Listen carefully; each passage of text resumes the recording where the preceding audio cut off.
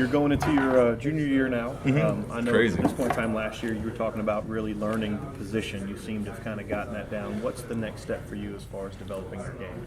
I think it's multi-layered. I think a lot of it is leading other people as well. Like helping some of the younger guys now learn the game and be able to teach the game. And then because when you can teach, you have a great grasp of yourself.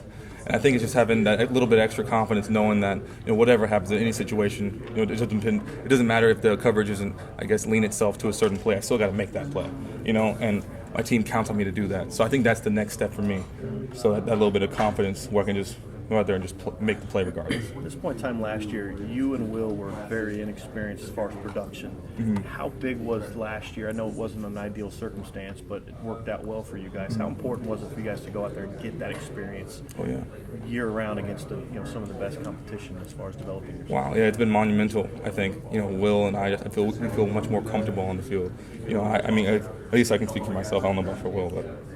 I just feel much more comfortable, and I know once again that in any situation, whether it's like big game against Michigan at home, or at USC or Arizona State, or Florida State, it doesn't matter what the rankings are or anything, or how good the other opponent is. I know I can make that play because I already have in the past, or I've been in that situation in the past.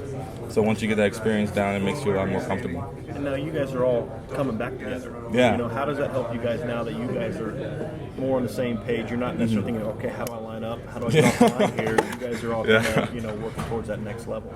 Yeah, we're definitely out of the basic 101 class. We're in the top upper level class, and it's awesome because like you said, it's the same group of guys, and just be able to grow from that last season, be able to depend on each other, make some really big plays and clutch moments, and know that and see each other and know that they can make that play. I think that just really takes a lot of pressure off of all of us, knowing that anyone, it doesn't matter who it is, anyone can be put in any position to make a play. We don't have to rely on one person. Do you guys talk about that? Hey, we've got a chance to really be, one of the best receiver units. Is that something that drives you guys, or is that not really something you discuss? It's funny. It's kind of one of those things like it's kind of just like there. You don't really think about it because we all know how good we can be, but you can't be talking about the future like that. So one of the things that just drives us is just trying to get. Literally every day in practice or in the weight room, just trying to keep each other to a certain standard. Saying, like, look, guys, we got to be great today. We got to beat our defense great. Like we got to beat them really badly today. And then in the future that will make us be able to achieve that level that we're looking for. What is it like going through spring ball without a number one quarterback? With both guys Yeah. You know what?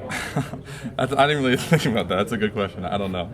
It's kind of I trust both of those guys, and I know they're both incredible. It's one of those things where we're just kind of sharing reps and see what happens with it. Both guys are incredible. So it's not like in the back of my mind saying, who am I going to get thrown to in the fall.